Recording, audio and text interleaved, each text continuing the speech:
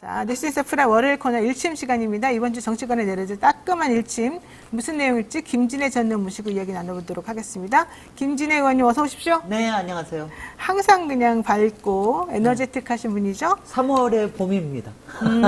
참 그 의상이 독특해요. 잘 입으세요. 네, 세련되게. 스타일은 있습니다. 대신 명품은 아닙니다. 근데 이렇게 명품 같아 보여요, 뭐든지. 글쎄 말이에요. 저의 단점이 있어 보인다는 거예요. 맞아요. 실제로는 별로 있는 거 아니에요. 원래 있는 집에서 태어나서 그러신 거예요? 아니, 그렇지 않고 안에 든 게 많아서. 부럽습니다. 어떻게 하면 그렇게 되는 거예요? 공부를 많이 하면 되니까? 그러니까 이거 제가 저거 하는데 제가요 어렸을 때부터 스타일에 좀 관심이 있었던 건 언니가 미대를 다녔는데 제가 왜 광장시장에 구조품 시장이 있죠. 네네. 지금은 빈티지라고 그래가지고 항상 거기에 제가 단골이었어요. 거기 가서 빈티지를 고르고 입고 소화하는 거에서 저의 스타일을 좀 발견을 했죠. 아, 나한테 요새도 맞는? 애용합니다. 나한테 맞는 게 요새도, 뭔가? 요새도 애용합니다. 아, 깜짝 스카프, 그다음에 카라 있는 이 옷, 이런 네. 거, 자켓. 네. 그리고 보통 이런 색깔, 이게 곤색이랑 이런 체크 이런 거가 좀 맞으시는 거예요?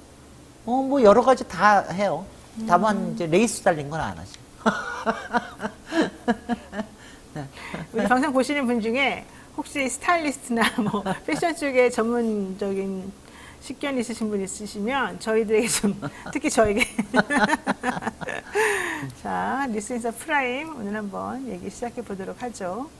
그 민주당 이재명 대표가 개항을 선거에 나가는 걸 확정을 했습니다. 원희룡 전 장관하고 이제 맞대결 하는데 원희룡 전 장관 이렇게 악수를 청하면서 오셨군요. 드디어 오셨군요. 뭐 이랬더니 뭔 얘기예요? 서로 막 신경전이 있었다는데 어떻게 보십니까? 뭘 어떻게 봐요? 워낙 터줏대 감은 당연히 이재명 대표인데 거기에 와서 어떻게 하든지 뭐 이름을 만들어서 이천수 선수를 끌고 다니면서 하는데 뭐 여기저기에서 뭐 좀 핀잔도 받고 근데 원희룡으로서는 도전자니까 여기저기에서 자꾸 설화를 만들고 여러 가지를 만들고 싶어 하겠죠.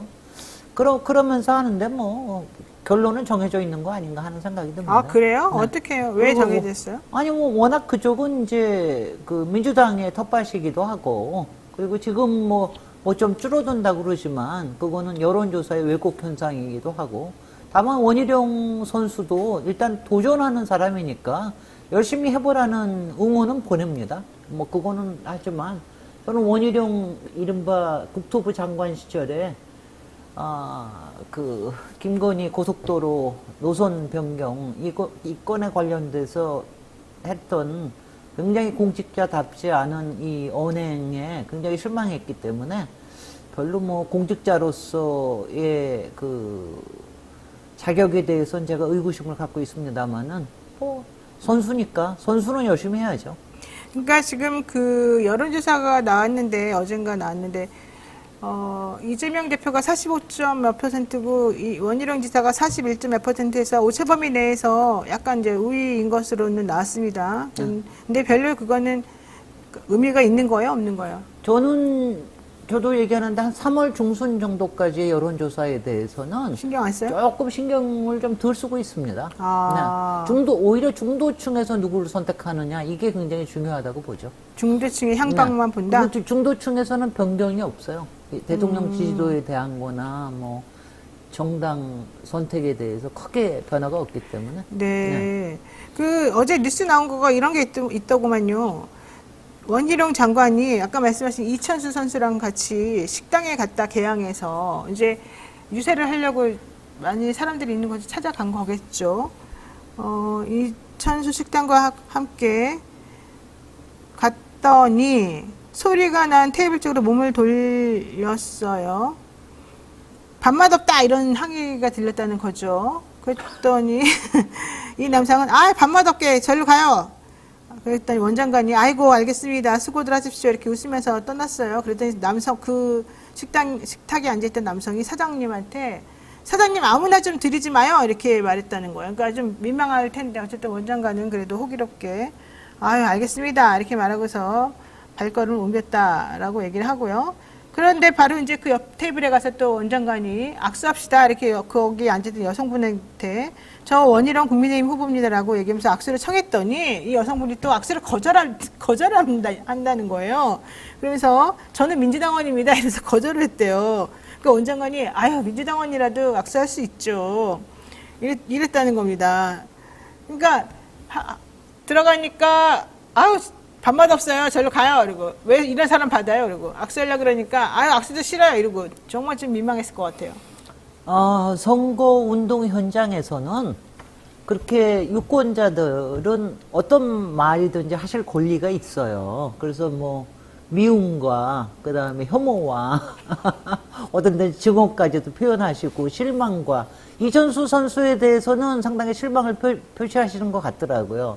특히 이천수 선수는 예전에 그 민주당 송영길 또 국회의원을 지지하고 그랬기 때문에 더군다나 그래서 근데 저는 좀 이상하긴 하더라고요. 요새 뭐 이렇게 아직 예비 선거 운동인데 그렇게 이천수 선수를 갖다 끌고 다니는 건지 그거는 좀 자존심도 없는지 좀 그거는 좀 어색하긴 한데 오히려 본선거 때 마이크를 잡게 하거나 이러는 게 좋은데 매일매일 시장 가는데 식당 가는데 이천수 선수도 바쁠 대동하고 텐데. 다니는 거는 아니 그거는 무슨 뭐 그거 완전히 그냥 자원봉사인데 조금 좀 어색해 보이는데 그런 일들이 선거운동 현장에서는 많이 일어나니까 우리 유권자 여러분들께서 저도 당해봤던 일이고 저기한테 너무 힘들게 하시지는 말고 다만 그 지역에 그 민심을 보여주는 뭐 에피소드라고 봅니다. 근데 이번에 이제 선거구 확정을 이제 어렵게 했지 않습니까? 네. 근데 이재명 대표가 이 선거구 확정을 본인에게 유리하게 좀 조정했다 이런 얘기가 나와요. 저런 건 모르는 일인데요. 근데 그- 그거 뭐 그거 조종하는 일은 뭐 민주당에서 할 수 있는 일이 아니잖아. 그러니까 이제 합의를 그 해서 결과적으로는 선관위에서 했던 대로 저기 뭐 택한 거로 알고 있는데. 그러니까 이제 이게 그 민주당이 그 선거구 확정을 김건희 특검법하고 연결시켜 가지고 네. 그 김건희 특검법을 29일 하기로 하면서 그 전제로 선거구 획정 요거 되지 않으면 나는 김건희 특검법 우리 이번에 안 하겠다 이제 이런 식으로 그랬었죠. 딜을 좀 했잖아요. 네. 그거 할 때 인천 계양에 그 좀 미세 조정을 좀 했다는 거예요. 그 계양 그 협상 과정에서 네, 그거는 그냥- 제가 정확히 모르겠습니다. 저는 제가 알고 있는 거는 워낙 선관위에서 했던 거를 민주당에서 조정을 해달라고 그랬는데 국힘에서 받아들이지 않고 자꾸 네. 뒤를 미룬다고 그래서 네, 그랬었다가 그래서 그냥 선관위의 안을 받아들이는 거로 해서 다만 비례대표를 하나 줄이고 그리고 전북의 10개 의석은 그대로 지키는 거로 그것까지 협의한 거로 알고 있습니다. 네, 근데 그렇게 했고 그다음에 이제 그 인천 계양을 지역을 조금 조정하는 것으로 해서 이재명 대표가 본인에게 유리하게 좀 한 거 아니냐, 뭐 이제 이런 얘기를 조금 사실은 그거는 했어요. 한번 확인하시고 그거는 만약 원하시면 뉴스로 다루시지요. 저는 지금 모르는 아니니까. 문화일보에서 예, 민주당 명령대전 전에 텃밭거리게 했나, 이에 유리한 지역을 계양을로 조정했나, 뭐 이제 이런 거 인구차 한 3천여 명 정도 수준으로 선거구 조정 후에 이렇게 조금 민주 강세 작전 서운동은 근데 그런 일은 뭐 왕왕 일어나는 일이고요. 워낙 네, 개항을 맞아요. 자체가 예, 예. 민주당에 상당히 유리한 텃밭으로 알려져 있기 때문에 그렇기 때문에 저는 뭐 큰 영향을 주거나 그러지는 않을 거라고 봅니다만. 네, 그러긴 한데 한 3천 명 정도가 어쨌든 이제 게리맨들랑 비슷하게 조금 유리하게 만들어졌다 이런 얘기인 것 같아요. 네. 어쨌든 이제 중요한 거는 명령대전이란 말 쓰실 필요 없습니다. 네. 대전도 아니고 네. 그럴 때 뭐 무슨 용이라고 붙여서 본인이 이름에 용 들어갔다고 온 사방에다 포스터에다 용 붙이고 자꾸 용궁 부셔봤자 잘 안 되실 겁니다. 그래요? 그리고 자꾸 대전이라는 말 붙여주는 것도 그것도 언론에서 언론 플레이 하는 거고 저는 그런 말 별로 그러면은- 필요가 없습니다. 한동훈이 나왔으면 그건 대전이라고 표현할 수도 있죠. 근데 왜요? 아니 원희룡 그냥 장관은 급이 안 돼요? 대표와 대표급이니까. 원희룡 저쪽에서는 원희룡은 무슨 뭐 대표급도 아니거니와 일개 그냥 장관 했다가 장관도 별로 국민의 신뢰를 받지 못하고 나온 사람 저기 하는데 거기다가 무슨 대자를 붙여줍니까? 원희룡 장관은 자신이 국토교통부 장관했기 때문에 그 인천 계양을 그쪽에 조금 개발을 좀 잘 해줄 수 있을 것이다 이런 거를 내세우는 거 아니에요? 하든지 말든지 관심 없어요. 알겠어요. 다음 얘기 넘어갈게요. 네. 김영주 국회 부의장이 민주당을 탈당하고 국민의힘에 입당을 했고요. 서른 의원 탈당했고요. 홍영표 의원 탈당을 시사했습니다. 임종석 전 비서실장은 이낙연 대표랑 회동은 했는데 나 이번에 선거는 안 나가겠다 속보 아침에 떴어요. 그렇고 수용하겠다 이렇게 나왔어요. 자, 전체적으로 좀 설명해 주세요. 페북에다가 당의 결정을 수용합니다. 네, 딱 네. 한 줄만 무슨 뜻입니까? 나오고. 네. 근데 어저께 뉴스만 하더라도 탈당하고 출마한다. 그리고 새미래 쪽으로 갈지도 모른다. 민주연대하고 뭐 할지도 모른다. 이런 게 거의 확정적으로 몇 신문에서는 또 그렇게 기사가 경향이나 JTBC에서 그렇게 나왔는데 그게 다 헛뉴스라는 게 밝혀진 거죠. 오늘 아침에 이제 나온 거가 본인이 직접 밝힌 거니까 아마 근데 저는 굉장히 잘한 결정이시라고 봐요. 그 본인 마음속에 어떤 돌풍이 불었을지 이거는 뭐 사실 누구도 짐작하기 굉장히 어렵지 않습니까? 그러면서 대안 모색도 많이 하시고 그랬을 텐데 솔직히 새미래 이낙연 신당은 전혀 지금 미래가 없거든요. 현재도 없고 미래가 없으니까 그쪽에 합류해봤자 뭐 거기에서 무슨 딜이 있을지도 모른다 이런 얘기가 많이 돌긴 했습니다만은 그걸 내용은 모릅니다만은 아마 그거가 잘 안 됐다. 그게 만약 잘 됐으면 자칫하면은 제2의 낙석 연대가 만들어졌을지도 모르죠. 이낙연, 이준석처럼 이낙연, 임종석 해서 제2의 낙석 연대 그렇게 되면 굉장히 비극적이었을 텐데 그렇게 안 하신 거는 저는 잘한 선택이시라고 보고요. 저는 임종석 지금은 이제 전 실장님이라고 얘기를 해야 될 텐데 전 의원님께서는 하여튼 민주당에 남으셔서 이거는 컷오프가 된 것도 아니고요. 네. 이번에 공천 배제된 것도 아닙니다. 본인이 안 그 한 지역은 거죠. 본인이 네. 안 하신 거예요. 네. 그 지역은 전략 공천 지역이기 때문에 무슨 컷오프고 하고 그 말고가 없습니다. 그러니까 저는 큰 마음 먹으시고 이번에 전현희 위원회 선대위원장 역할을 하시면서 거기에 전현희 위원장 당선시키시고 그리고 열심히 지금 뭐 이광재 의원이 지금 분당갑에 가서 열심히 하시듯이 네. 당을 위해서 헌신하는 모습을 좀 보이셔야 됩니다. 그렇죠. 왜냐하면 지난 4년 동안 아무것도 안 하셨거든요, 솔직히. 그러니까 그것 때문에 오는 말하자면 그 당원들의 약간의 실망감도 굉장히 크거든요. 그러면서 여기서 그게 운동권이든 아니면 386, 586, 686이든 그렇죠.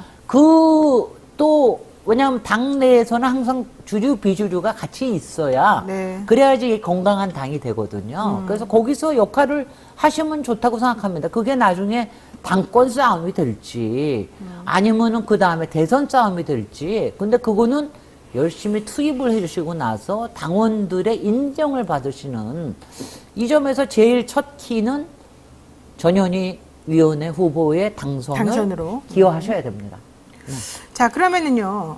사실은 서른 의원 같은 경우도 본인이 일단 탈당했고 무소속으로 뛴다. 이런 얘기 같은 걸 좀 하면서 결국은 그 부천 그쪽에 있는 표가 민주당 표를 갈라먹게 되는 거가 되잖아요. 네, 그거는 좀 그 가능성이 생겨서 조금 이제 거기는 이제 새미래연대에서는 별로 미래가 없는 것 같이 보이고 일단 민주연대라고 하는 연합이라고 하는 무소속 연대를 만드시겠다고 그러는 거죠. 근데 무소속 연대에 어느 만큼이나 동조할지는 모르겠어요. 지금 언론에 나오기는 홍영표 뭐 이런 정도 얘기가 나오는데 사실 이제 부천이나 이런 쪽도 저기 텃밭 지역이라서 거기서 이제 텃밭 지역이긴 하지만 거기서 표를 갈라먹으면 좀 문제가 되잖아요. 그럼요. 그 부분에 대해서는 또 본인의 판단을 하시겠죠. 저는 뭐 항상 이렇게 생각을 합니다. 본인이 출마하는 거에 대해서는 누구도 막을 수가 없어요. 무소속으로 나가시는 거나 어떤 거나. 근데 저는 기본적으로 새미래연대는 전혀 이번 선거에서 갈라먹는 변수가 안 된다고 생각을 하거든요. 네. 전혀. 왜냐하면 유권자들이 아십니다. 유권자들이 판단을 하셔서 하기 때문에. 네. 그리고 뭐냐면 저는 마찬가지로, 네. 그렇게 다른 데서도 다 마찬가지일 거라고 생각해요. 왜냐하면 유권자들이 판단하는 게 굉장히 중요하거든요. 유권자들은 판단하고 표를 몰아주십니다. 그러면은 저는 세미래는 그렇다고 치고 뭐 무소속으로 나가서 내가 표를 뺏어와가지고 당선될 거다 안 될 거다를 냉정하게 계산해 보면 저는 간당간당하다고 보거든요. 민주당 후보랑 계산해 보면 그러면 오히려 국민의힘이나 그쪽이 유리해지게 되는 건데 그래서 둘 다 떨어지게 되면은 그건 정말 어리석은 행동 아니에요? 어리석은 행동 근데 우리가 어떻게 할 수가 있어요. 본인이 나가신다고 그러는데. 그건 주변에서 말리셔야 되는 거죠. 더군다나 여기서 4선까지씩이나 하시고 이렇게 해서 말리셔야죠. 자칫 나갔다가 15%를 못 얻으면은 그거는 또 선거 비용이 상당하게 들어가게 됩니다. 그리고 왜냐하면 그렇게 되면 상당한 배신자로 나중에 여태까지요. 무소속으로 나가가지고 당선이 되신 분들이 몇 안 됩니다. 그러니까 이해찬 의원, 네, 세종시. 네. 그때는 왜냐하면 당연하게 너무나 억울하게 컷오프 됐다고 얘기를 했기 때문에 그게 됐던 거고요. 아마 네. 박지원 의원도 무소속으로 나가신 건 아니었죠. 그러니까 무소속으로 나가가지고 당선된 케이스가 여태까지 5손가락 안에 꼽기가 어려워요. 아 그래요? 네. 서른 의원이 지금 몇 선이죠?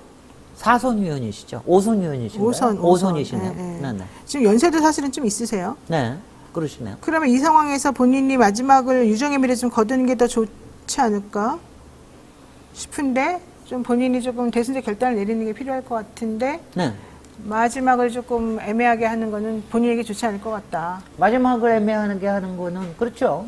그거는 왜냐하면, 항상 얘기하지만, 내리막기를 어떻게 하느냐, 그 다음에 떠나는 모습을 어떻게 해놓느냐에 따라서, 요새는 뭐 100세 시대니까 또 어떤 미래가 펼쳐질지 모르는데, 그거에 따라 굉장히 달라지거든요. 그러니까 이런 생각이 들어요. 임종석 실장은 나이가 젊어요, 상대적으로. 상대적으로. 그러면 임종석 실장이 오히려 저는 이낙연 대표랑 얘기하고 난 다음에 나는 그냥 당의 결정을 받아들이겠다라고 결정 내린 게 의미가 있다고 보거든요. 그럼요. 왜냐하면 이낙연 대표랑 같이 갈 필요가 없다고 생각한 거예요. 그렇죠.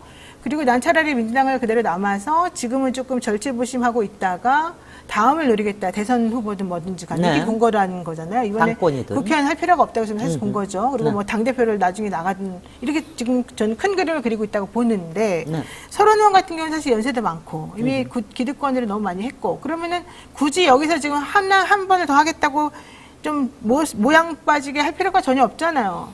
오히려 그건 홍영표 의원도 좀 마찬가지 아닌가요? 차라리 그럴 때는 좀 아름답게 이 당의 어른들로서 뭔가 좀 이번 정권 교체는 아니지.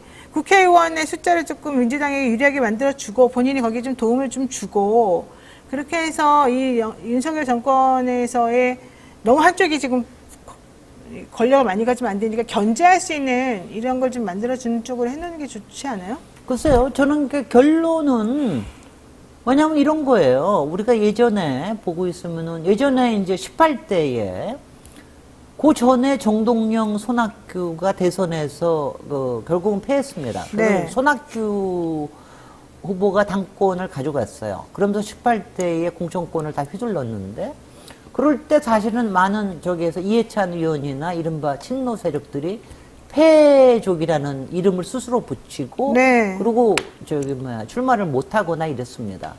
그러면서 바깥에 나가서 절치부심을 했어요. 그러면서 개혁과 통합이라고 혁신과 통합이라고 하는 정치 세력을 그대로 해서 그 사람들이 19대에 다시 들어와서 19대부터 또 다시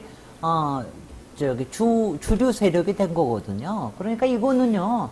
당이라고 하는 건 이런 끊임없이 이런 세력 교체와 세력의 변경이 있기 때문에 그런데 지금 봤을 때 과연 이낙연이 그런 세력이 될 수 있는 거냐에 대해서는 국민들께서 다 저건 아니다. 그러니까 지지율이 안 나오는 거예요. 1%밖에 안 나오는 거예요. 거기다가 왜 몸을 실습니까? 하려고 그러면은 임종석 개인과 그 세력을 가지고 저기를 해야지. 그러니까 저는 그런 점에서 정치권에서의 절치부심이나 저기 하는 거를 왜냐하면 당에서 가령 친명 세력들도 그걸 나쁘다고만 얘기해서는 안 됩니다. 당이라고 하는 건 끊임없이 비주류 세력이 있어야 돼요. 네. 그러면서 거기서 또다시 경쟁이 일어나고 이러는데 그 과정에서 국민의 인정을 받을 수 있도록 하는 게 중요하다 그렇죠. 이거죠.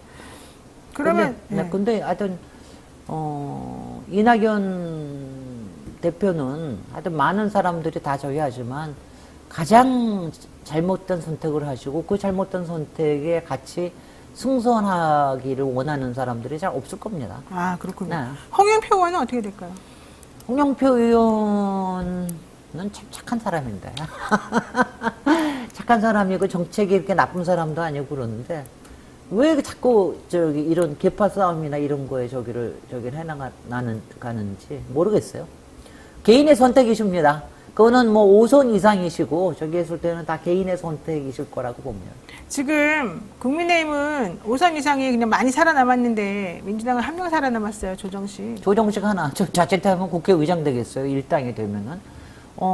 저쪽에서는 국힘에서는 워낙 현역 불패, 김건희 특검 방탄 뭐 이것 때문에 현역들을 다 살려놨던 그것 때문에 6명이 5선 이상에 거기는 뭐 6명씩이나 그렇게 됩니까?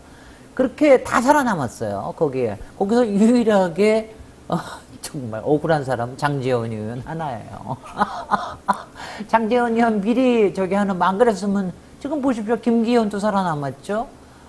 하태경은 서울에서 저기를 하고 있지만 또 대구에 그 주호영도 살아남았죠. 그치. 다 살아남았잖아요. 네, 다 살았어요. 네. 그러니까는 이건 뭡니까? 근데 이제 이쪽에서는 하여튼 평가 때문이기도 하고 컷오프에서 6명이나 잘려나갔으니까 그건 뭐냐면은 기득권 아니면 다선 중진 의원들에 대한 대중의 국민의 반발심 이거에 대해서 저는 혁신 공천을 한 거라고 봅니다.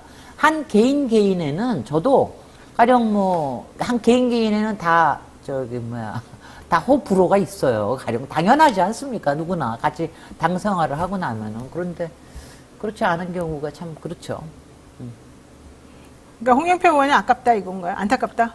아니 그러니까 안타깝지만 뭐라고 어떡할 겁니까? 본인의 판단이다? 본인의 판단. 저는 홍영표 의원도 마찬가지로 임종석 실장의 당을 위해서 차기를 다음을 노리는 이런 쪽으로 가시는 게 어떤가? 현명한 판단을 해야 된다. 네네. 그럼 지금 현재 민주당의 공천은 괜찮다고 보시는 거예요? 전체적으로는 훨씬 더 혁신 공천에 가깝죠. 오히려? 그러니까 이게 혁신의 3가지. 그러니까 다선 중진의 물갈이, 그 다음에 텃밭의 물갈이, 또 하나가 이른바 기득권의 물갈이. 이 3개가 이루어졌기 때문에 일단은 훨씬 더 가까운데 이 과정에서 사실 피도 많이 흘리고 또 상처도 많이 생기고 많이 그러지 않았습니까? 이거를 이제 아울러서 이제 본선으로 가야 되는데 이제 한 일주일여 지나고 나면은 이제 국민들 앞에 딱 성적표는 다 나온단 말이죠. 그러면 이제 윤석열 정권 심판, 검찰공화국 심판, 이거에 또 김건희 부정부패에 대한 심판 이걸 가지고 어떻게 나가느냐 이거에 따라서 이제 달려 있다고 좀 봅니다. 이재명 사당화라는 비판은 어떻게 보세요? 사당화는요, 이준석 사당이고요, 지금 현재. 이낙연 사당이고요. 그 다음에, 국힘은, 저는 한동훈은 허세라고 봅니다. 한동훈은 허세고, 실세는 윤석열보다 김건희 실세라고 봅니다. 그러니까, 오히려 건의당이 아니냐, 뭐 이런 얘기를 막 하고 있기 때문에, 그러니까 사당화라는 말을 함부로 쓰는 건 아니고요. 오히려 이렇게 얘기를 해야 돼. 리더가 리더십을 갖췄을 때 어떤 모습을 보여주느냐 이거에 따라 달려 있는데 여태까지는 저는 공천 과정에서도 상당한 혁신의 개혁의 모습을 보여준 거에 대해서는 저는 높은 점수를 주는데 이게 본선에서 어떻게 될지에 대해서는 이제 두고 봐야죠. 근데 그렇게 원래 리더는 그런 겁니다. 단안을 내리고 결단을 내리고 행동을 하고 그 결과에 대해서 평가를 받는 게 리더입니다. 국민의힘은 공천이 어쨌든 김건희 특검 통과 전까지는 매끄럽다고 하다가 그 다음부터는 아주 난리가 났는데 분신을 2번이나 했어요. 아이고 분신도 그렇고 삭발도 그렇고 그 다음에 그러고 나니까 지금 현역 불패가 깨지고 있잖아요. 4명이나 깨지고. 그리고 지금 깨지고 있고 그 다음 이제부터는 이제 TK와 강남권 자기네들 텃밭에 근데 이미 속으로는 다 마음을 두고 있잖아요. 그렇죠. 그동안 주진우나 또 누구죠? 하여튼 몇 사람들 용액관들이 된 것처럼 지금 이제 그것들은 다 있는데 그걸 어떻게 포장하느냐 때문에 이제 고민을 하겠죠. 거기서 현역들은 많이 떨어져 나갈 거라고 봅니다. 조국 혁신당이 어제 창당대 이제 했잖아요. 네. 현역 의원들이 많이 좀 가야지 번호가 앞번호를 받을 텐데 지금 어쨌든 현역 의원은 없는 거 아니에요? 그럼 번호가 뒷번호로 가는 거 아니에요? 아니요. 어떻게 저는 거예요? 조국 혁신당은 워낙 강렬해서 저는 뭐 현역 없어도 큰 문제는 없으리라고 봐요. 한 30몇 번에 가더라도 거기 가서 찍는 게 그 유권자들이 정말 대단하십니다. 상관없어요, 그거는? 그런데 물론 앞번호가 좋지요. 그러니까 제가 4년 전에 열린민주당 경험으로 봤을 때 열린민주당에는 손혜원 의원 한 사람이 있었거든요. 그래서 12번을 받을 수가 있었어요. 12번. 그러니까 지금 뭐 얘기가 되고 있는 분은 있는 것 같아요. 황운하 위원이 은근히 조국 혁신당에 관심을 좀 표하는 것 같기도 하고. 그래서 그거는 근데 아마 안 간다는 소리도 또 있고. 안 간다는 소리도 있고, 그거는 아마 한 3월 중순 정도까지 아마 앞으로 한 열흘 정도가 더 있을 겁니다. 그러니까 근데 저는 없어도 큰 상관없어요. 없으면은 문제가 뭐냐면은 이제 그 국고 지원금을 하나도 못 받죠. 근데 그 열린민주당 때는 지지도는 평상시에 이제 여론조사하면 10% 넘게 나오다가 네. 실제 투표장 갔을 때는 민주당 거 뺏어가면 안 된다 그래가지고 5%인가 6%인가 나왔잖아요. 5.42%. 네. 네. 이번 조국 신당은 그런 일은 없을까요? 일단은 지난 더불어민주당에서 열린민주당을 참칭 진민주라고 하면서 당시에 이해찬 선대위원장께서 굉장히 이걸 약하게 봤고요. 그 다음에 네. 이른바 더불어시민당 몰빵론이라고 하는 것도 여러 또 영향력 있는 인플루언서에 의해서 그런 게 저기 돼서 그랬죠. 그때 열린민주당은 굉장히 힘들게 선거를 했습니다. 그리고 그래서 마지막까지 점점 지지율이 빠졌는데 이번에는 기본적으로 조국 혁신당에 대한 부채의식 때문인지 아니면 정말 이게 혀를 뚫어준 거에 대한 고마움 때문인지 아니면 윤석열 심판에 대한 필요성 때문인지 그런 말하자면 대단한 이 갈등은 지금 보이지 않아요. 오히려 나눠서 이거를 앉아? 어떤 식으로 저는 뭐 표현을 하객진이라고 항상 표현을 하는데 윤석열 무도함과 윤석열 무능을 같이 이렇게 하객진 전법을 써서 같이 나가야 된다. 이렇게 얘기를 하는데 그거를 어떻게 구사를 하느냐 이 부분에 대한 좀 고민이 있을 뿐 사실 어저께 조국 혁신당 창당 대회에 있는데 가셨어요? 아니 저는 더불어민주당 당원입니다. 저는 제가 저기 그 자꾸 사람들은 제가 열린민주당을 옛날에 했었기 때문에 조국 혁신당에 가지 않느냐 막 이런 생각을 하시는데 저는 더불어민주당 당원이고요. 저기는 봤는데 어저께 이제 사무총장, 조정식 사무총장이 갔는데 발언을 안 하셨더라고요. 굉장히 지금 이제 얘기하기가 깔거로운 때예요. 아직 어떤 식의 경정협력 과제가 더군다나 어저께는 한쪽에서는 더불어민주당이 주도하는 비례연합정당의 창당대회도 그렇죠. 같은 시간에 같이 있었죠. 있었거든요. 예. 그렇기 때문에 했는데 요거에 대해서 아마 나름대로는 전략을 가지겠죠. 그거 전략을 그러니까 서로 간에 같이 전법을 써서 거기에 저기라는 저는 이거는 처음부터 저게 투표율을 올리는 데는 확실하게 도움이 될 거다. 중도층에서도 약한 고리가 있는 사람들은 꽤 많이 조국 혁신당을 선택하면서 지역구는 민주당을 택할 가능성이 높아질 거다. 그 다음에 이제 하여튼 일반 지식인들이나 이런 사람들 중에서도 조국에 대한 미안함보다는 윤석열 이건 너무 심한 거 아니야? 이거에 대한 게 있기 때문에 그거를 어떻게 자극해 주느냐. 그러니까 조국 전 장관은 이미 그 수행이 5년 만에 고행의 끝에 왔어요. 그러니까 지금 입도 트일 수 있고 얘기하는데 솔직히 이재명 대표는 지금 한가운데 있잖아요. 더군다나 재판의 한가운데 있기 때문에 마음대로 입을 얘기할 수는 없어요. 특히 팩트에 대해서. 근데 조국 장관은 팩트에 대해서 얘기할 수가 있거든요. 훨씬 더 유리한 위치에 근데 있죠. 만약에 지금 대법원 판결만 남겨놓고 있는데 네. 만약에 판결이 오늘 내일이라도 막 나버리면 그건 무슨 상관이에요? 그건 무슨 상관이에요? 그러니까 오늘 내일을 이르지는 않을 테고요. 물론 그렇게는 안 선거 나겠지만. 전까지, 선거 전에. 그러니까 그래서 하루만 국회의원 해도 상관없고, 그러면 왜냐하면 더군다나 저는 그래서 조국 장관이 구속이 무소속 돼버리면. 출마가 아니라, 아니 당연히 대법원에서 판결이 나오면은 구속이 되는 거죠. 그렇게 되면은 이제 당연하게 뭐 구속이 되는데 그렇게 되는 게 이게 무소속 혼자 출마가 아니라 조국 세력, 윤석열 심판 세력으로 했기 때문에 동지의 연대를 만든 게 저는 우리나라 정치에 도움이 된다고 생각하죠. 이번에 확실하게 세력화가 될 겁니다. 그러니까 파기환송이 되면은 또 판세가 달라지고 만약에 파기환송이 안 된다 그러면은 부속이 됐고 대신에 비례니까 다음 순번이 앞으로 이제 다시 와서 또 그 다음은 의석수를 유지를 하겠죠. 당연히 그렇게 되겠죠. 당연히 무슨 저는 그게 그리고 저는 뭐 저도 그건 하는 게 이번에 조국 대표가 이제 대표가 됐으니까 조국 대표가 표방하는 지난 2주일간의 확실한 스탠스가 정치인으로 거듭났거든요. 네. 근데 그거는 그 정치인으로서의 거듭남은 만약 감옥에 갇히면 더 커집니다. 알겠습니다. 더 커집니다.